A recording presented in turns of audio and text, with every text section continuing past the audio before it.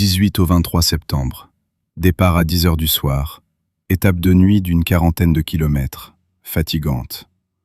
Passons à Marnaval, Forges, Saint-Dizier. Traversons un pays complètement dévasté, remarque particulièrement Maurupt, où les Boches n'ont laissé que des pierres. Bivouacons à Étrepy. Vendredi 24 septembre. Départ à 10 heures du soir. Étape de nuit d'une 50aine de kilomètres absolument éreintante. Déplacement de troupes considérable. Bivouacons à Saint-Julien, près de Somme-Vesle. Tout à côté se trouve un champ d'aviation important. Le soir, réunion de régiment, le colonel nous lit un ordre de Joffre à l'armée nous annonçant pour le lendemain une offensive générale et nous exhortant à la victoire. Samedi 25 septembre. Départ à 4 heures du matin. Après une courte étape, bivouacons dans un bois attendant les événements. L'attaque ayant bien réussi, nous nous rapprochons de la ligne de feu. En cours de route, apprenons le véritable triomphe de nos armées. 6000 prisonniers, première ligne de tranchées enlevée, cavalerie divisionnaire à Tahure. Étape des plus intéressantes. Coup d'œil absolument merveilleux. Assistons à l'organisation d'une attaque en règle. Service de santé admirablement organisé. Un train est là tout chauffé, prêt à emmener les premiers blessés. Table d'opération sous les tentes. En cours de route, rencontrons de nombreux blessés qui reviennent vaillamment à pied, tous pleins d'enthousiasme en pensant à notre beau succès. Apercevons une colonne de prisonniers d'au moins 9000. Je suis transporté de joie. Nous nous arrêtons au bivouac dans un bois où nous passons toute une nuit sous la pluie, près de Somme-Suippe. Dimanche 26 septembre. Les prisonniers arrivent en masse. Leur nombre s'élève, paraît-il, à 18 000. Pendant toute la journée, il ne cesse pas d'en arriver. Le canon sonne fort, ça chauffe dur. La pluie cesse un peu. Lundi 27 septembre. Grâce à nos toiles de tente, je me réveille sans être trop mouillé. Évidemment, cette vie de bivouac quand il fait mauvais temps est excessivement dure, mais autrement intéressante. Dans l'après-midi arrive un faux ordre de départ. Nous scellons, mais pour déceler quelques instants après. Le temps se lève et nous assistons en même temps à un bombardement comme il n'y en a jamais eu encore, je crois. C'est absolument effrayant. Les Boches doivent être terrorisés. Mardi 28 septembre. Nous passons la journée à nous nettoyer et à nettoyer nos affaires. Par extraordinaire, il ne pleut pas et il fait un peu de soleil. On se sent heureux de vivre. Vers les heures du soir arrive un ordre de départ. Nous retournons à Courtisol-Saint-Julien où nous avons bivouaqué l'autre jour. Tout le corps de cavalerie revient un peu en arrière. Ce brusque recul de la cavalerie donne certainement aux habitants l'impression d'une retraite. Il n'en est rien, mais la cavalerie ne pouvant pas intervenir tout de suite, nous retournons occuper des cantonnements, pour reposer hommes et chevaux. Dans cette petite étape, assiste à un spectacle émouvant. En passant dans un village, assistons à la mise en terre des morts pour la patrie.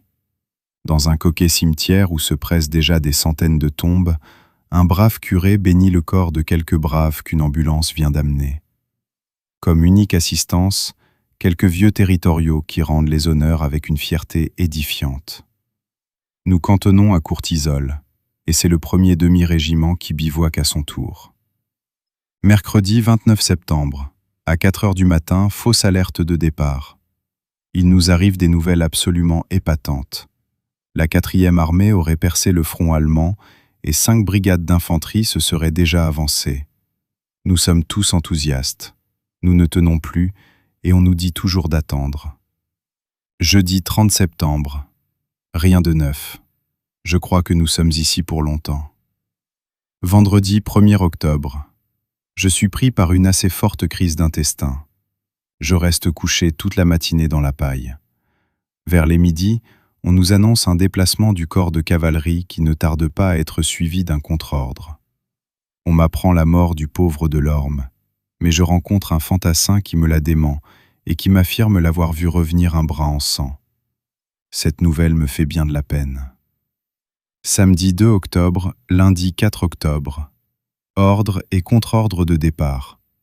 On parle très sérieusement d'un déplacement auquel nous nous attendons d'un moment à l'autre. Mardi 5 octobre. Dans la matinée, des ordres arrivent. toute la division se déplace. Nous quittons Courtisol vers les 1 heure de l'après-midi et après une étape d'une quinzaine de kilomètres, nous arrivons à Herpont où nous cantonnons. Nous sommes les uns sur les autres, mais enfin c'est plus appréciable que la vie de bivouac. Nous sommes avec un groupe d'automobilistes qui s'occupent du ravitaillement en eau. Parmi eux, nous découvrons un petit groupe assez sympathique avec qui nous mangeons. Mercredi 6 octobre, jeudi 7 octobre. Nous semblons être ici pour plusieurs jours.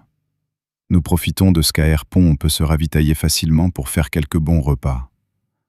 Les automobilistes nous vendent même un lapin avec lequel la petite bande sympathique des 5 se régale. Le mercredi dans l'après-midi arrive la nouvelle subite d'un départ probable aux tranchées. Le groupe à pied a eu des pertes assez sérieuses. Ils ont été pris sous un bombardement très sérieux. J'apprends la mort du lieutenant de Béjary, vendredi 8 octobre. Des ordres de déplacement pour le régiment arrivent dans la matinée. Nous quittons Herpont vers les 1 heure de l'après-midi pour venir cantonner à Contot, situé à une douzaine de kilomètres de Herpont. Nous sommes assez confortablement installés, chose nécessaire pour un départ aux tranchées. Samedi 9 octobre. Ce matin, messe facultative pour ceux qui partent aux tranchées. Monsieur Cazenave ne veut pas que j'aille aux tranchées à ma désolation. Je fais des pieds et des mains pour partir avec les 4 copains, mais je n'y réussis pas. Le départ aura lieu dans la nuit prochaine. Subitement, vers les 4 heures, arrive un ordre de déplacement pour Noirlieu, à 4 kilomètres. Affolement général et fureur de chacun. Nous laissons la place au cuirassier. Et à 8 heures du soir, je suis averti que je partais aux tranchées à la place de mon sous-officier, ce qui me fait un réel plaisir. Aucun préparatif n'est fait, mais peu importe. Vers les 11 heures du soir, on nous embarque en auto et nous roulons toute la nuit. Dimanche 10 octobre. Après plusieurs pannes, rejoignons le 3e dragon. La division descend à Somme-Suippe. Nous bivouaquons à quelques kilomètres de là dans le bois où nous avions déjà bivouaqué comme cavaliers au moment de la fameuse offensive. Lundi 11 octobre. Nous partons vers les 7 heures du soir. Après avoir fait une quinzaine de kilomètres chargés comme des mulets, nous arrivons sur la ligne de feu. Nous relevons l'infanterie coloniale. Cette relève s'effectue sous un marmitage assez violent, enfin heureusement sans casse. Mon escadron occupe les premières lignes. Le bombardement se continue, mais toutes les marmites heureusement tombent en arrière des lignes. Mardi 12 octobre. Nous sommes entre la butte de Tahur et la butte de Soins, c'est-à-dire que nous occupons des positions qui ont été récemment prises aux Boches. Nous passons la journée en première ligne. Les tranchées Boches ne sont qu'à une quarantaine de mètres des nôtres et les postes d'écoute ne sont qu'à une vingtaine de mètres, c'est-à-dire que nous ne sommes pas bien loin de ces messieurs. Dans l'après-midi, je suis envoyé en corvée d'eau. Après une promenade de 3 ou 4 kilomètres, j'arrive enfin en rase campagne et je découvre la voiture à eau. Promenade des plus intéressantes, visite des anciens retranchements Boches, cimetière Boches, cagnat Boches, nombreux cadavres français et Boches qui ne sont pas encore enterrés. Et à 4 heures, nous sommes relevés et passons en 2e ligne. Mercredi 13 octobre. Bombardement assez violent toute la journée, particulièrement à l'heure de la soupe, c'est-à-dire midi et 6 heures du soir. Les marmites ne tombent souvent qu'à quelques mètres, et on ne compte plus les éclats morts qui nous arrivent. On en est quitte pour une vive émotion, et pour se dire « je l'ai échappé belle, encore une fois j'ai été protégé ». On s'habitue aux obus, et l'on arrive à rester assez flegmatique en face d'un lorsqu'ils ne tombent pas trop près de vous. Mais quand ils ne sont qu'à une dizaine de mètres, l'oreille la mieux exercée ne saurait évaluer si l'obus ne va pas tomber dans la tranchée même. Et 4 heures du soir, nous passons en 3e ligne. Jeudi 14 octobre. Nuit excessivement agitée. Bombardement excessivement violent. Je n'en souffre pas trop car, éreinté, je dors à point fermé. Au milieu de la nuit, fausse alerte. J'ai un réveil des plus pénibles, car on découvre le pauvre Religuet et un de ses amis enterrés par un obus. C'est le premier ami que je vois tué à côté de moi, et ça me fait beaucoup de peine. Marmitage se continue toute la journée. Vendredi 15 octobre. Bombardement, toujours bombardement.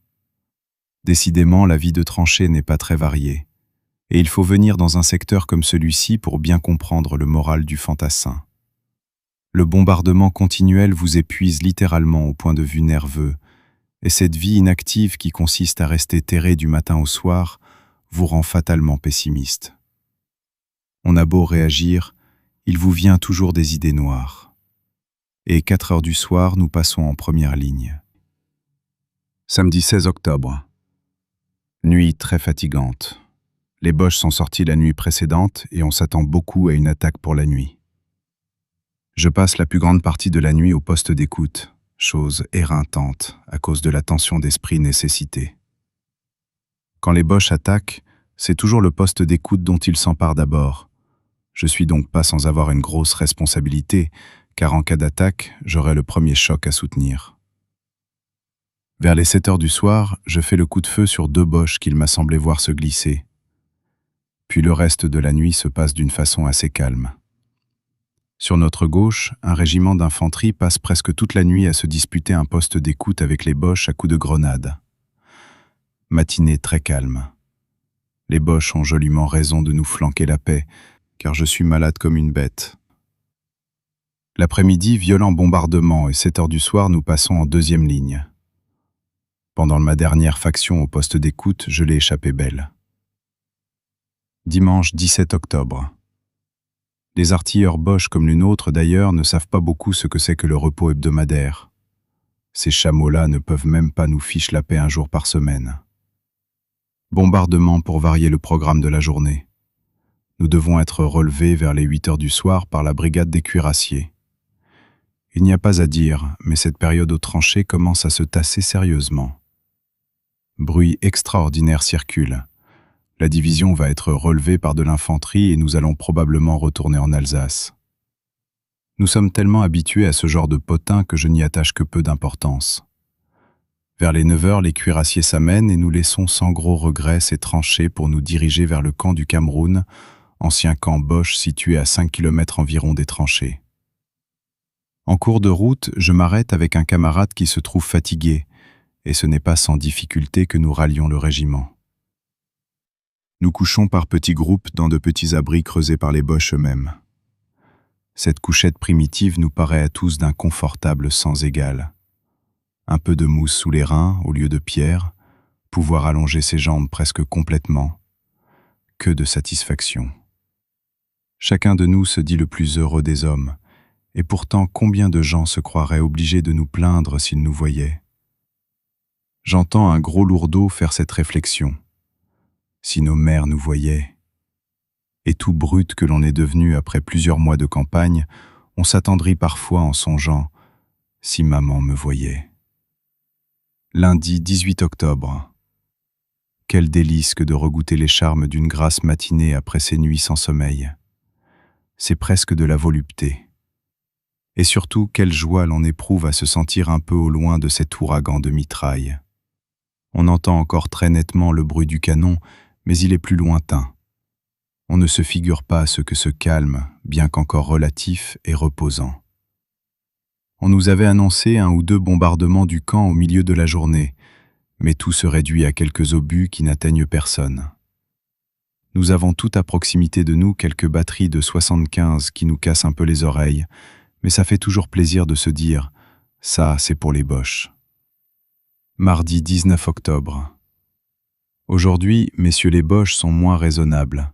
Ils nous bombardent sérieusement. Je ne crois pas que le camp lui-même soit leur objectif de tir, mais ils cherchent probablement à atteindre les batteries que nous avons dans nos parages. Ce qui confirme mon opinion, c'est qu'ils nous envoient des pièces de gros calibre, de 110 au moins, lesquelles font en terre des trous absolument fantastiques. Dans la soirée, les bruits des jours derniers se confirment. La division est relevée le soir même. Nous quittons le Cameroun vers les minuit pour laisser place à de l'infanterie. Après 5 ou 6 kilomètres de marche et une longue attente sur une route glaciale, on nous embarque enfin en autobus. Nous roulons toute la matinée et nous rejoignons enfin le régiment qui a effectué un déplacement à Pontion, 10 kilomètres de Vitry-le-François. Là, c'est le grand calme, c'est le repos complet. On est tellement peu habitué à cette tranquillité qu'il vous semble toujours y avoir quelque chose d'anormal dans votre vie. Mercredi 20 octobre, samedi 23 octobre. Ponthion est un petit endroit charmant. Les gens y sont on ne peut plus accueillants. On voit bien qu'ils ne sont pas habitués à voir des soldats et qu'ils ont eu le plaisir de voir les Boches de près. Ponthion a été occupé par ces salauds-là pendant 6 jours. Je suis cantonné chez une brave femme qui me donne toute liberté pour aller me chauffer et écrire chez elle. Je ne demanderais pas mieux que de passer tout l'hiver ici. Malheureusement, on parle déjà d'un départ. Il est question de partir en Lorraine. Dimanche 24 octobre. Les bruits de départ se confirment. On doit quitter Ponthion le lendemain matin. Lundi 25 octobre. Nous nous mettons en route vers les 7 heures du matin. Après une petite étape d'une 15aine de kilomètres, nous arrivons à Perthes où nous cantonnons. Par extraordinaire, nous ne sommes pas dans un trou. Nous sommes dans un patelin assez important, ce que chacun de nous apprécie fort. Mardi 26 octobre. Nous quittons Perthes vers les 6h30 du matin. Étape de 25 km environ, pendant laquelle nous sommes plus de 2 heures sous bois, ce qui est un peu monotone. Nous cantonnons à la Neuville, endroit où nous avions déjà cantonné lorsque nous étions remontés en Champagne au moment de l'offensive du 25 septembre. Les habitants semblent enchantés de nous revoir et nous font bon accueil. Mercredi 27 octobre, jeudi 28 octobre. Nous restons à la Neuville, ce qui permet à nos chevaux de se remettre des légères fatigues des jours précédents. Après bien des hésitations, sur le conseil des officiers de mon escadron, je fais une demande pour être admis à suivre un nouveau cours d'élèves aspirants. Vendredi 29 octobre. Nous quittons la Neuville vers les 6h30 du matin. Étape d'une 30aine de kilomètres. Nous cantonnons à Soulaincourt. Mauvais cantonnement, mais je ne crois pas que nous y soyons pour bien longtemps.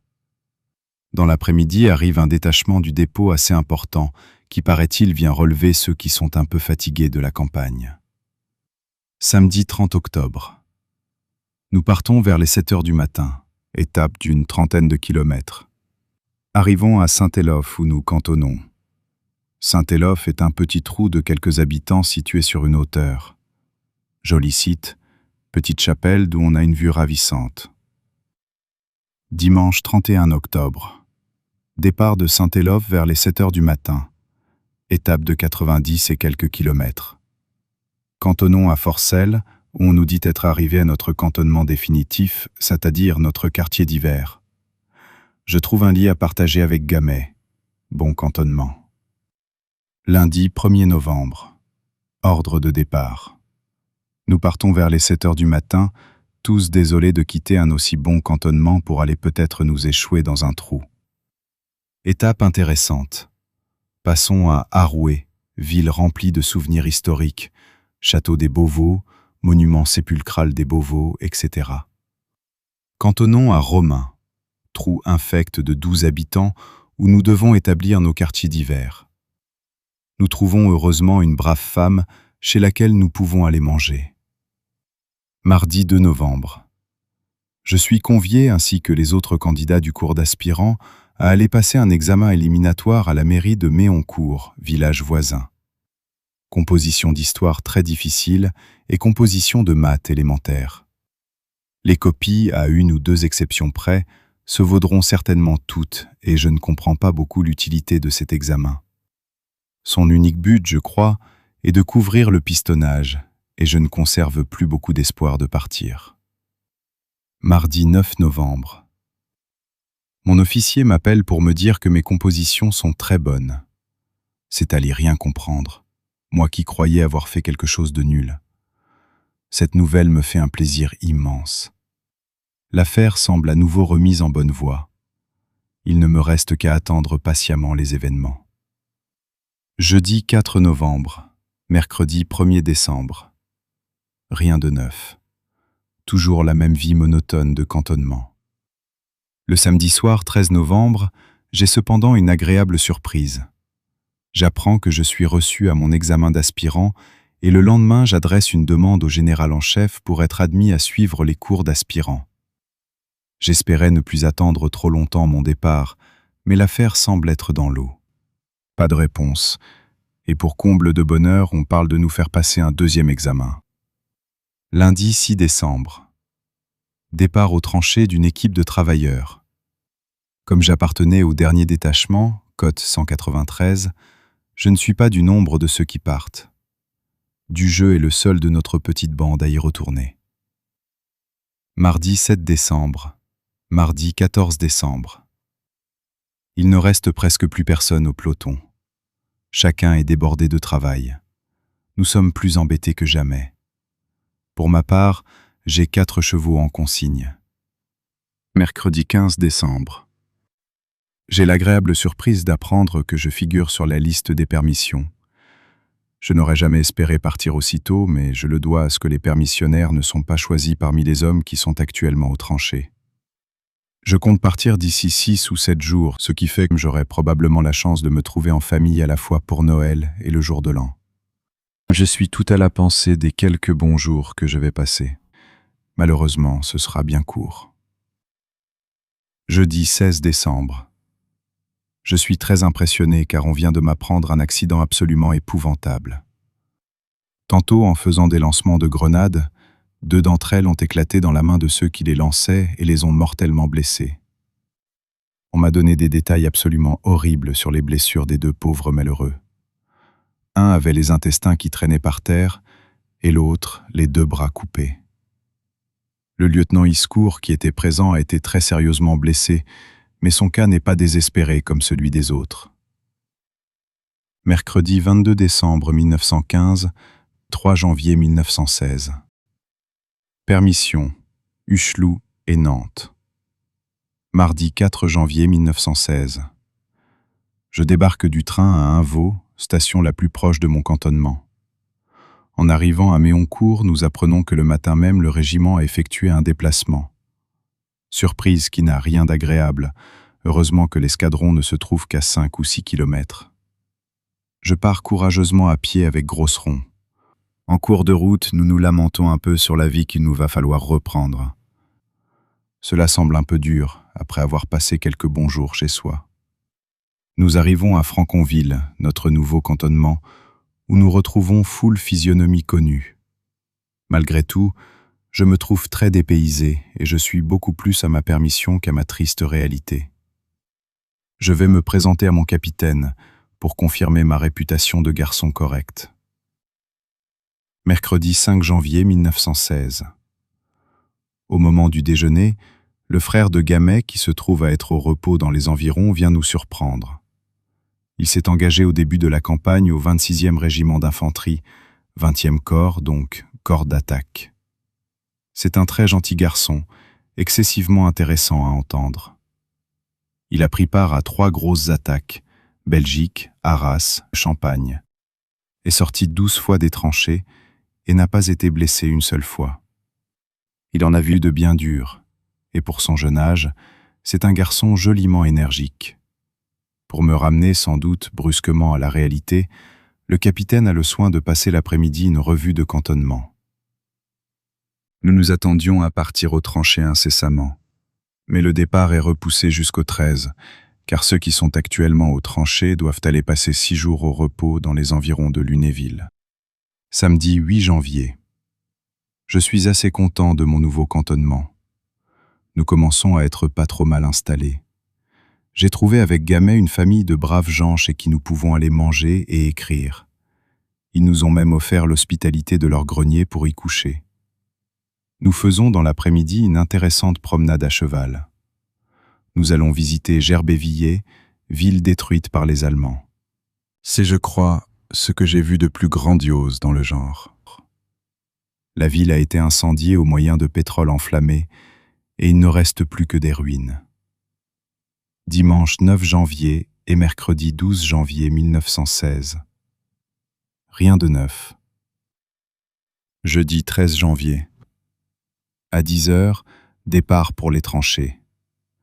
La relève a lieu à cheval. C'est mon officier qui nous accompagne.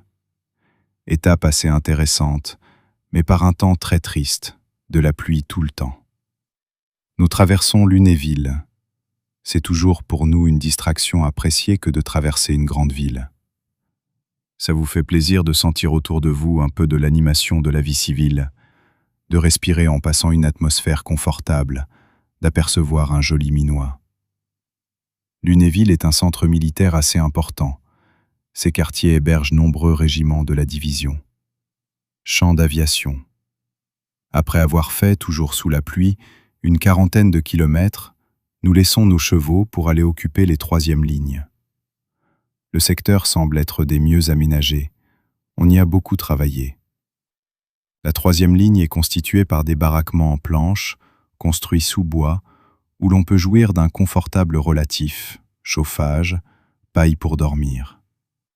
Le terrain est excessivement boueux. Heureusement, il commence à y avoir un certain nombre de chemins de rondins. Vendredi 14 janvier. Les hommes sous la conduite de quelques gradés montent travailler en première ligne. Moi, je reste tranquillement au repos. Samedi 15 janvier. J'accompagne la corvée de première ligne. Marche à pied de 5 ou 6 kilomètres dans la boue. Les hommes passent leur journée sous la direction d'un brigadier du génie à faire un chemin de rondins. Je suis étonné de la somme de travail qu'ils arrivent à fournir, indépendamment des fatigues de la route. Ce qui est fort appréciable, c'est que les Boches nous fichent une paix royale. On peut travailler en paix. Le secteur où nous sommes est le premier que je vois en son genre. Pas de ligne de tranchées continues, mais des lignes successives de fortins. En arrière, une première ligne de blocos, appelés postes avancés, qui sont de véritables petites forteresses.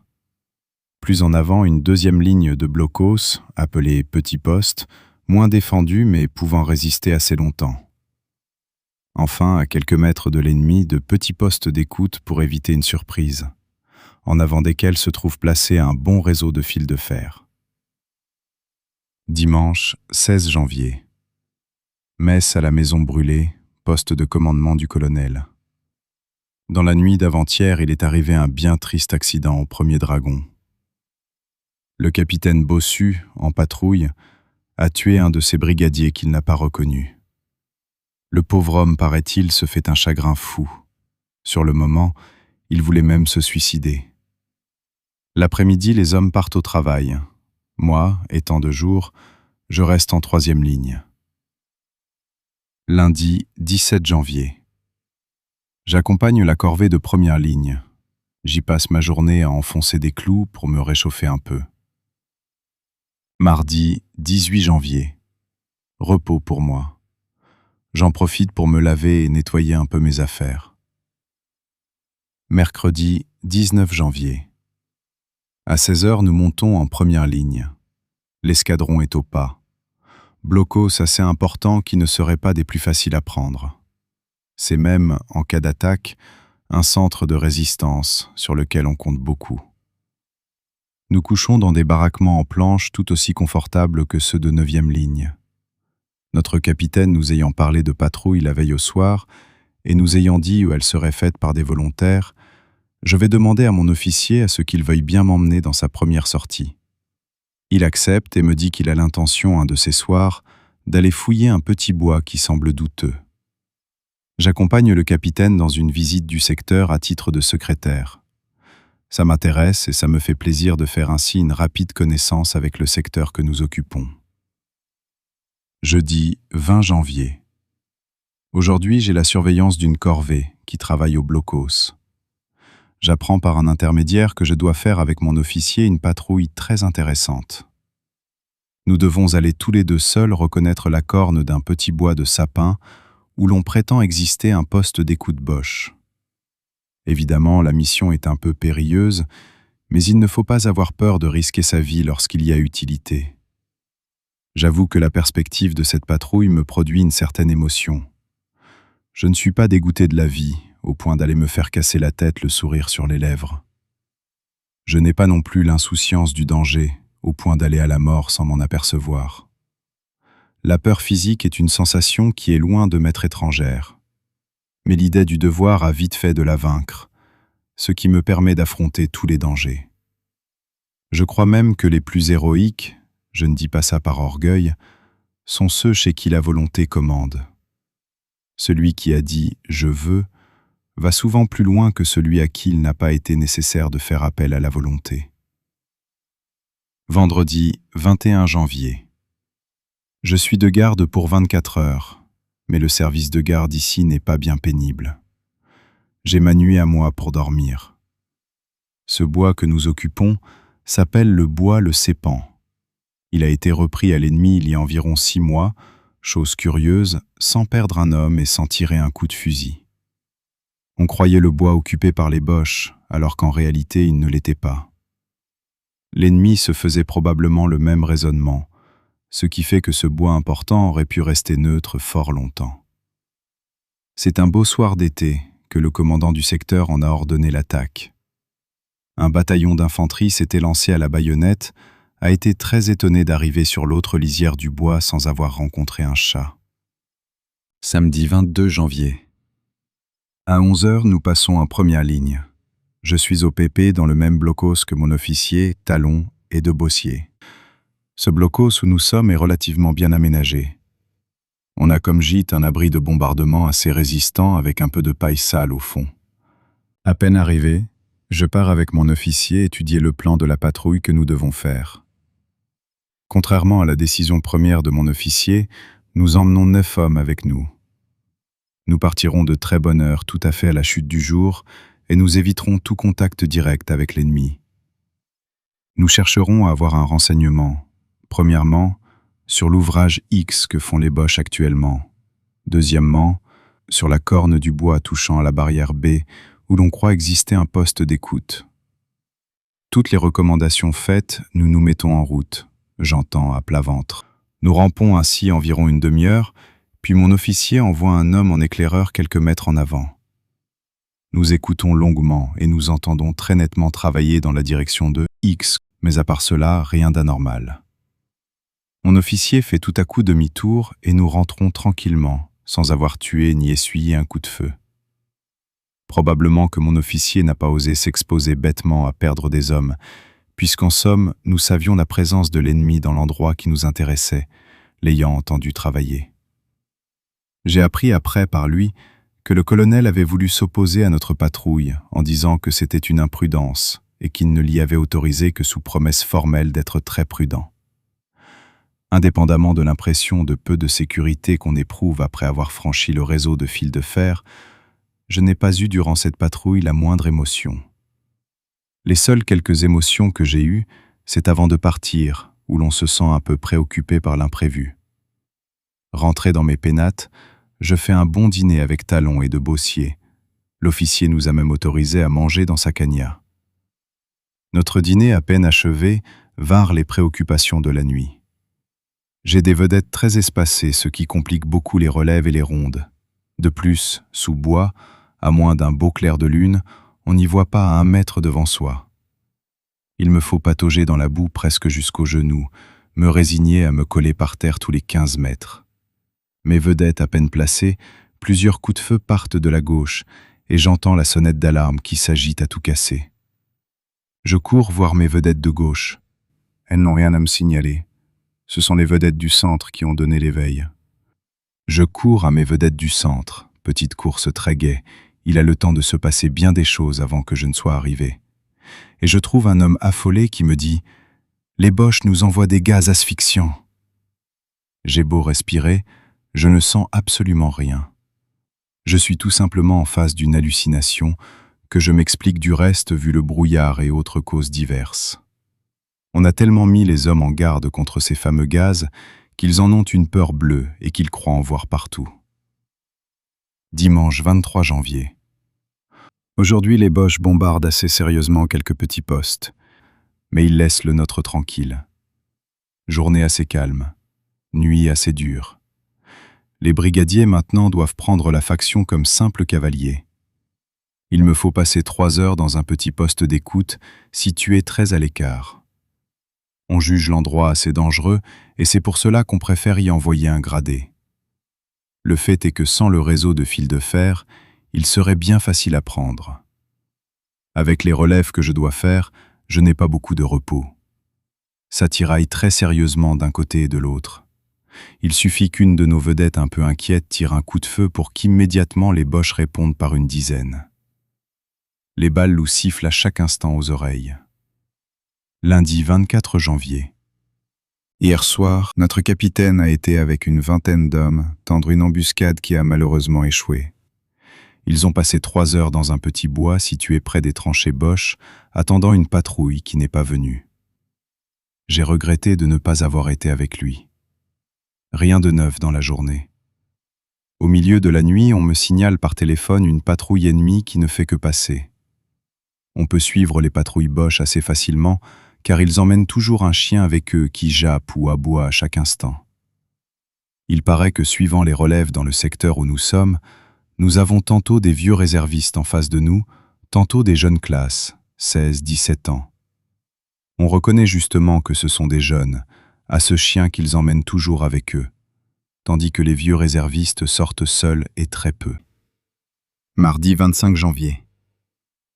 Nous sommes relevés vers les midis. Après une marche à pied fatigante de 8 km, nous retrouvons nos chers chevaux et nous rentrons dans nos cantonnements, heureux de nous reposer un peu.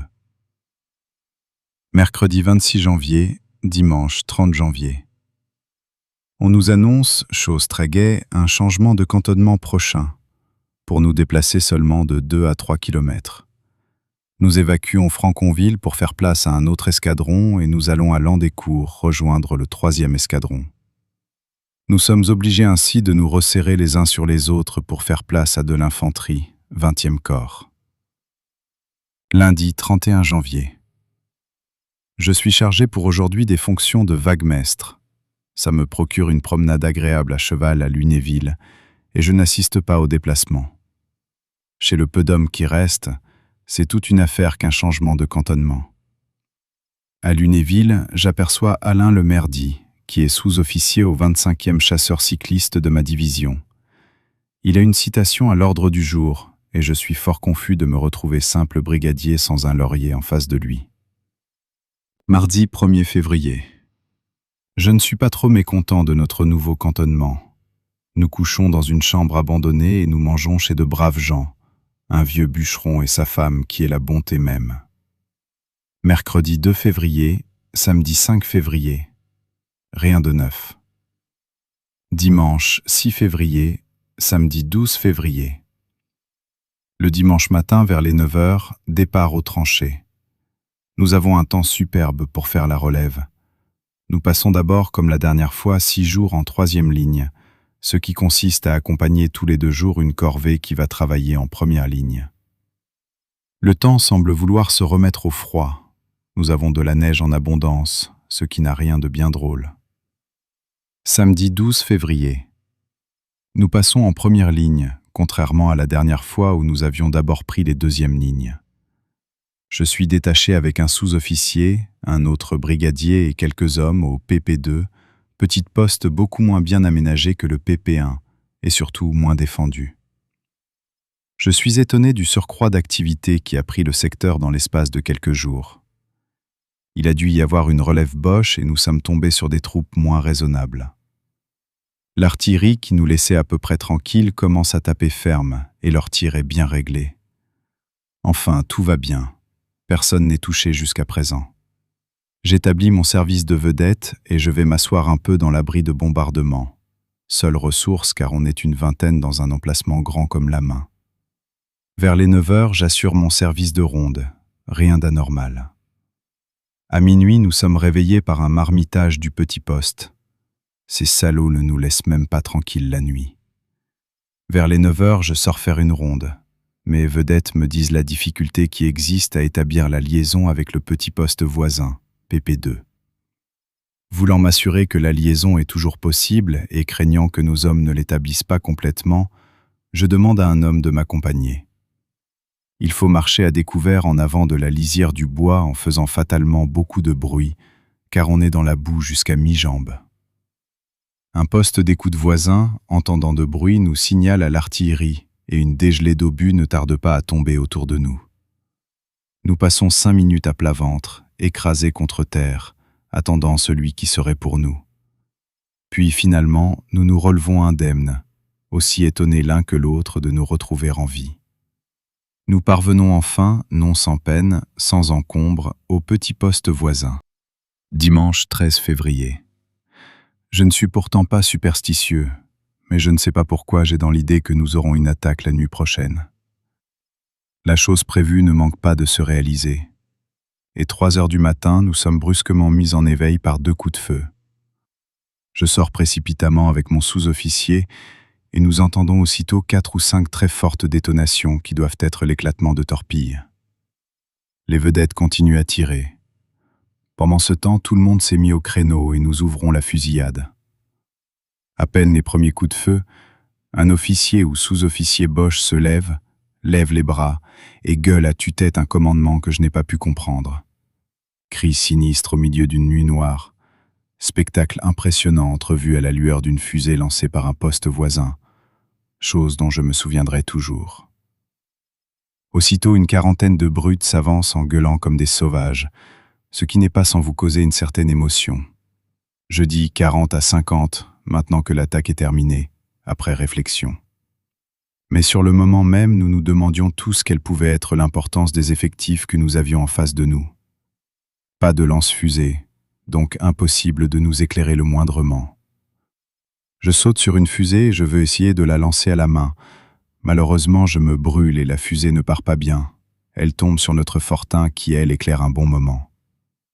Sous notre fusillade très soutenue, après une vigoureuse riposte de leur part, ils consentent à se replier.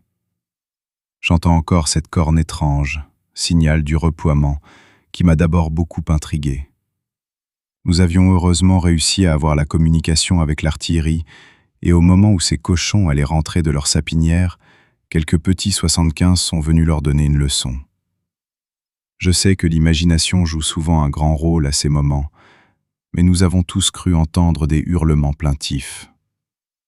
Tout redevenu calme, nous apprenons par un homme qu'une vedette est tombée à quelques mètres en avant de la lisière. Il l'a abandonnée car elle ne donnait plus signe de vie. Le sous-officier me charge, à titre de mission de confiance, d'aller relever le mort. Mission pénible, que nous croyions très périlleuse, mais qui ne le fut pas. Nous pûmes, non sans difficulté à cause de son poids, ramener le pauvre malheureux, sans essuyer un coup de feu. L'aumônier arrivait quelques instants après, accompagné de 2 brancardiers. Nous vîmes, dès qu'il commença à faire jour, qu'il avait été atteint par 2 balles, une dans la région du cœur et l'autre en plein dans l'œil gauche. Lundi 14 février. Je suis couvert de boue des pieds à la tête dans un état absolument épouvantable. Je ne compte pas les chutes faites la nuit dernière, dans ma précipitation, pour organiser notre défense. Nous n'avions rien sous la main, et nous avons été à 2 doigts de nous faire choper. 2 solutions. Nous étions ou tués ou prisonniers, puisque nous avions des ordres formels pour tenir jusqu'au bout. Dans la journée, visite du capitaine. Il nous raconte qu'un poste de mitrailleur voisin a vu les Boches venir relever des blessés au lever du jour.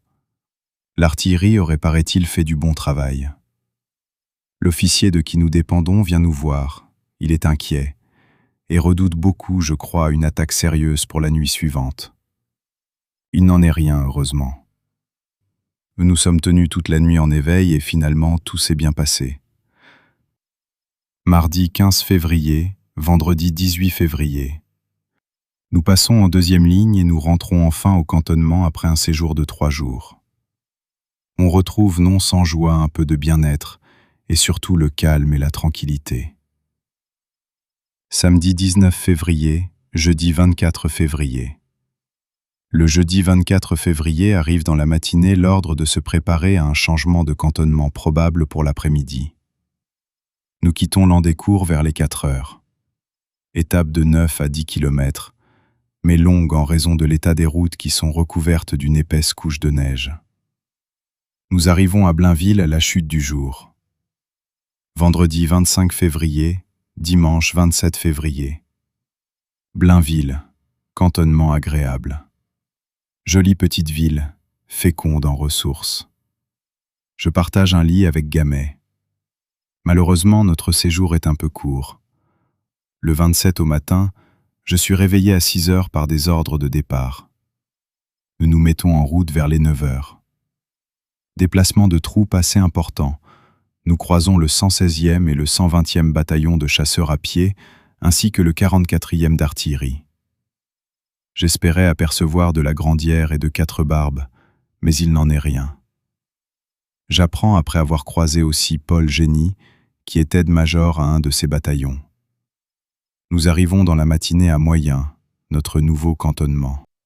Lundi 28 février, mardi 4 mars. Le mardi soir 29 février, le capitaine me fait appeler pour me dire qu'il va me faire nommer sous-officier en remplacement du maréchal des logis bureaux qui part de l'infanterie comme sous-lieutenant. J'étais loin de m'attendre à la chose et c'est pour moi une grosse joie d'autant plus vive qu'elle est plus spontanée. Papa et maman vont être joliment contents en apprenant cette bonne nouvelle. Ce sera un dédommagement au fameux cours d'aspirant que je devais aller suivre à Saint-Cyr. Ma nomination paraît à la décision. Je réunis, selon la coutume, les sous-officiers de mon escadron et nous arrosons les nouveaux galons. Le mardi 4 mars, nous quittons Moyen pour nous déplacer encore de quelques kilomètres seulement. Nous sommes cantonnés à Maury-Villers. Vendredi 17 mars, lundi 27 mars. Je suis prévenu le vendredi soir 17 mars à 9h du soir que je partais aux tranchées le lendemain matin à 6h.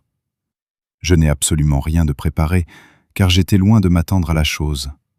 Mais tout s'arrange et je suis prêt à l'heure. J'accompagne un détachement du régiment qui va constituer une équipe de travailleurs à Croisé-Bastion, est du secteur que nous occupions d'ordinaire.